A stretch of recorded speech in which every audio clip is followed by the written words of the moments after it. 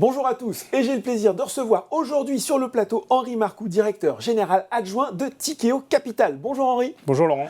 Alors, Henri, Tikeo Capital vient de publier ses résultats 2022, des résultats records à plus d'un titre, avec notamment un chiffre sur lequel j'aimerais votre réaction, le montant de vos investissements qui a atteint 6,9 milliards d'euros, soit le montant le plus important jamais investi par Tikeo Capital. Tous vos voyants financiers sont au vert, vous avez bien investi, vous avez été capable de réaliser des cessions créatrices de valeur, et la conséquence de tout ça, c'est votre capacité également à bien collecter. Est-ce qu'on peut revenir finalement sur ces trois piliers clés de votre modèle dans la gestion d'actifs ? Merci Laurent. Effectivement, ce premier pilier que vous évoquez, c'est celui de l'investissement. Donc c'est notre capacité à investir, à déployer finalement l'argent qui nous est confié, l'épargne qui nous est confiée par l'ensemble de nos clients. Donc très forte progression au titre de l'exercice 2022, croissance de plus de 25% avec 6,9 milliards. Ce qui est intéressant de noter sur ce déploiement, c'est avant tout la sélectivité. Vous savez que c'est un élément clé en amont pour s'assurer de bonnes performances, c'est de sélectionner les bonnes opportunités. Donc aujourd'hui, grâce à la plateforme de Tikeo, l'ensemble de ces 14 bureaux, 750 personnes au sein qui travaillent à ces investissements, une grande sélectivité, plus de 97%, ça veut dire 97% de ce que nous revoyons, nous rejetons ces investissements, nous n'en retenons que 3%, 3%, ce qui est clé parce que, je le rappelle également, nous sommes fortement investis dans nos fonds avec cet alignement d'intérêt très fort. Donc premier pilier, le deuxième ? Alors deuxième pilier, vous l'avez évoqué, ce sont les cessions. Donc nous avons des entreprises en portefeuille que nous gérons, que nous aidons à développer. Et ensuite, bien évidemment, nous réalisons de la performance, nous réalisons des cessions. Là aussi, progression importante, plus de 20%, 1,8 milliard d'euros de cessions. Ce qui est intéressant de noter également, c'est le mix de ces cessions, notamment une très forte croissance sur l'immobilier et sur le private equity, avec là aussi des cessions importantes qui sont intervenues sur notre fonds de transition énergétique que nous avions lancé en 2018. Et dernier exemple en date, c'est l'introduction en bourse de Eurogroup, société qui intervient dans les composants mécaniques pour l'industrie automobile électrique. Donc, cession qui a été faite par notre fonds de transition énergétique, introduction en bourse sur la bourse de Milan qui est intervenue il y a 10 jours. Bon, et le troisième pilier de Tikeo Capital, je le disais, c'est la collecte. Je crois que cette année 2022, elle a été marquée par une forte accélération de votre capacité justement à lever des fonds sur les marchés privés. Est-ce que vous pouvez nous en dire un petit peu plus ? Alors cette collecte, tout à fait, elle s'est élevée à 7 milliards d'euros, donc croissance de 27% par rapport à 5,5 milliards au titre de l'exercice 2021. Elle a concerné l'ensemble de nos fonds privés, donc sur l'immobilier, sur le capital investissement et sur la dette privée. Et elle est enfin, je pense, le reflet important de la confiance des clients qui nous confient cette épargne. Et elle démontre la performance des fonds que nous déployons et également la diversité de notre offre. Diversité de l'offre, diversification, c'est là, vous l'avez dit, l'une des forces dans un contexte volatile, on ne va pas revenir dessus, à commencer par la diversification de vos classes d'actifs. Il y a 39 milliards d'encours à fin décembre 2022 qui sont répartis entre dette privée, actifs réels, immobilier, infrastructure, private equity, vous l'avez évoqué, fonds ouverts. Je crois que ce ne sont pas les seuls domaines dans lesquels Tikeo Capital s'est diversifié. Quels sont les autres ? Alors, depuis 2017, plus précisément, avec l'introduction en bourse, effectivement, 3 axes importants de diversification. La diversification produit, telle que vous l'avez évoqué. Deuxième élément de diversification, c'est une diversification en termes de géographie. Nous opérons dorénavant à travers 14 géographies où l'ensemble de nos équipes sont logées dans ces pays. Tikeo groupe international.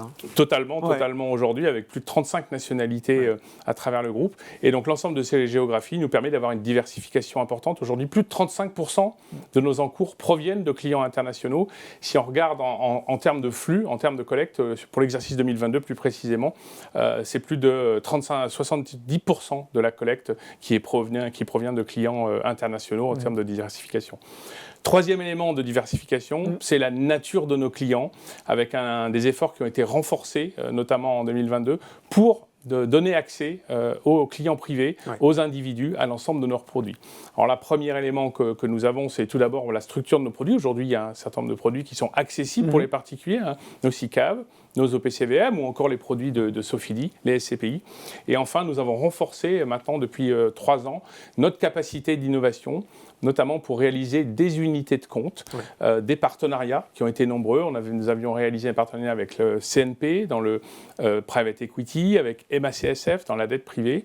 Et plus récemment, une nouvelle initiative, encore une nouvelle innovation avec une unité de compte dans la dette privée en partenariat avec Société Générale Assurance.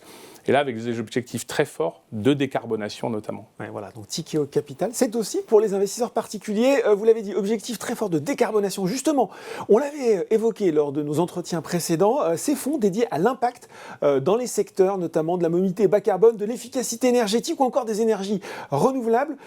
C'est important pour Tikehau Capital de contribuer activement à rendre l'économie plus durable, Henri ?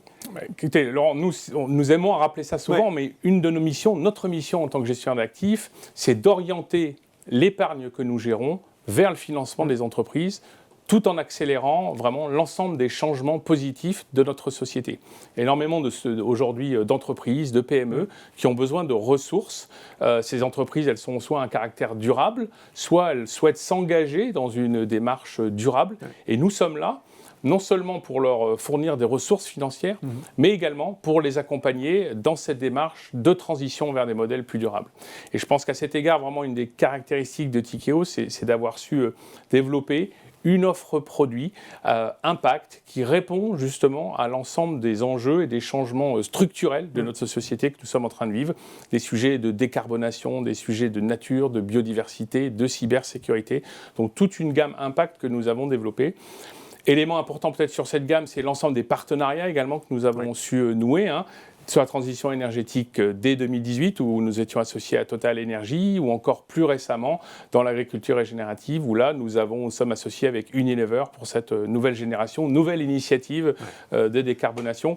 Peut-être un dernier chiffre à cet égard. Aujourd'hui, c'est un peu plus de 3 milliards d'encours impact que nous gérons à travers le groupe, dont 2,5 milliards plus spécifiquement sur le climat et sur la biodiversité, et avec là, encore une fois, des ambitions importantes sur ces secteurs-là. Et alors, cette dimension de durabilité, comment vous la déployez en interne ? Comment est-ce que finalement vous avez intégré les enjeux de RSE, responsabilité sociale, sociétale d'entreprise dans le modèle de Tikehau au fil des années ? Alors peut-être 3 éléments pour montrer l'intégration de ces critères. Le premier, c'est sur l'investissement. On en a parlé au début de notre entretien. L'investissement, la sélectivité et donc l'ensemble des critères RSE, l'ensemble des critères extra-financiers sont totalement intégrés dans la revue de nos investissements, au même titre que les éléments financiers. Donc ça, c'est le premier élément. Deuxième élément, c'est en termes de politique de rémunération, puisqu'aujourd'hui, 20% des rémunérations variables de nos collaborateurs dépendent de critères qui sont liés à ces enjeux RSE, totalement. Et puis enfin, nous avons décliné l'ensemble de ces engagements dans notre politique financière, puisque je le rappelle, dès 2021, nous avions émis une obligation inaugurale de 500 millions d'euros durables. En 2022, nous avons répliqué cela avec un placement privé durable aux États-Unis. Et donc, on se retrouve avec une situation fin 2022, à peu près 65% de notre dette est liée à des enjeux RSE. Bon, très clair. On voit aujourd'hui Tikehau est présent dans un grand nombre d'activités. Pour les gens qui nous regardent, quels sont aujourd'hui finalement vos moteurs de création de valeur ? Comment est-ce qu'ils ont évolué au fur et à mesure des années là aussi ? Alors, nous avons 2 moteurs très distincts et qui sont en fait très complémentaires. Donc le premier, c'est la gestion d'actifs, c'est notre usine, c'est notre capacité à développer nos encours, à investir, à générer de la performance et à avoir un résultat d'exploitation lié à cette gestion d'actifs. Et le deuxième moteur, c'est notre activité d'investissement. C'est nos produits et le fait que nous donnions accès justement à la performance de ces produits. Tout ça avec le soutien d'un bilan très fort qui aujourd'hui a plus de 3 milliards de fonds propres. Le point commun entre ces deux moteurs de création de valeur importants, c'est la performance des fonds. La performance des fonds, elle est centrale, elle est au centre de notre modèle et elle contribue, on le voit bien, elle contribue à la gestion d'actifs puisqu'elle va aider à la collecte et à la génération de revenus, mais elle contribue également à notre activité d'investissement puisqu'elle va générer de la performance. Intéressant d'ailleurs de noter que pour l'exercice 2022, on a une répartition des revenus qui est égale, 300 millions de revenus sur la gestion d'actifs, 300 millions également de revenus sur l'activité d'investissement. Et donc la combinaison de ces 2 moteurs de création de valeur importante, la combinaison nous donne le résultat net. 2022 a vu un résultat net à plus de 320 millions d'euros en croissance par rapport à l'année de 2021. Donc une très forte création de valeur, c'est à peu près 10% de rendement sur nos fonds propres, ce qui nous permet donc de proposer à la prochaine Assemblée Générale le versement d'un dividende ordinaire en croissance de 17% par rapport à l'exercice 2021. Bon voilà, toujours apprécié par les actionnaires. On est là pour commenter les résultats de 2022, mais j'ai envie de finir avec vous. on se projette toujours un petit peu quand même dans l'avenir. Commentez un petit peu, évoquez ces perspectives pour 2026, court moyen terme. Comment est-ce que vous voyez finalement vos différents marchés évoluer? Comment est-ce que vous vous prémunissez aussi? Parce que c'est la thématique, c'était la thématique en 2022, encore aujourd'hui. Comment vous vous prémunissez de l'inflation?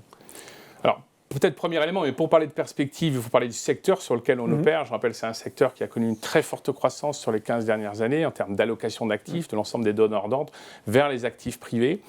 Dans le contexte actuel, on a encore des intentions d'allocation de l'ensemble de ces donneurs d'ordre qui vont également vers les actifs privés. Il est certain que les incertitudes qu'on vit actuellement avec le contexte macroéconomique et géopolitique, le contexte d'inflation, probablement on voit un certain allongement des prises de décision chez l'ensemble d'un certain nombre de nos clients notamment. Mais encore une fois, là, je pense que notre positionnement en termes de gamme, en termes d'offres produits vis-à-vis de l'inflation offre un certain nombre d'éléments de protection. Je pense notamment à tous les éléments de dette privée qui sont aujourd'hui des instruments à taux variable ou encore l'immobilier avec toute la protection qu'offre à travers l'indexation des loyers l'ensemble de nos portefeuilles. Et donc là, nous allons continuer de tirer profit de la diversité que nous avons évoquée précédemment en termes de classe d'actifs, en termes de nature de clients et en termes de géographie. Notre ambition aujourd'hui reste maintenue, très forte, ambition à horizon 2026, donc 3 critères. Le premier en termes de taille, d'atteindre 65 milliards d'actifs sous gestion. Nous sommes à 38 milliards fin 2022. Donc il va falloir continuer à marche forcée. Tout à fait. Tout ça avec la plateforme et l'ensemble de ces géographies et l'ensemble de nos équipes qui contribuent très fortement à ces éléments. Le deuxième critère, c'est un critère de rentabilité. Donc c'est la profitabilité de notre métier de gestion d'actifs. Dépasser 250 millions d'euros à horizon 2026. On est à quasiment 100 millions d'euros pour l'exercice 2022. Et le troisième critère, il est clé, il est important, c'est le rendement sur nos fonds propres. Atteindre 15%, on était à 10% l'année dernière. Donc des ambitions maintenues dans un contexte plus que jamais porteur pour Tikehau Capital. Bon ben voilà, des ambitions en 2026 maintenues et des résultats 2022 au beau fixe. Merci beaucoup Henri Marcoux pour ces explications. Merci Laurent. L'Actu Bourse, c'est fini pour aujourd'hui. On se retrouve très bientôt pour un nouveau numéro.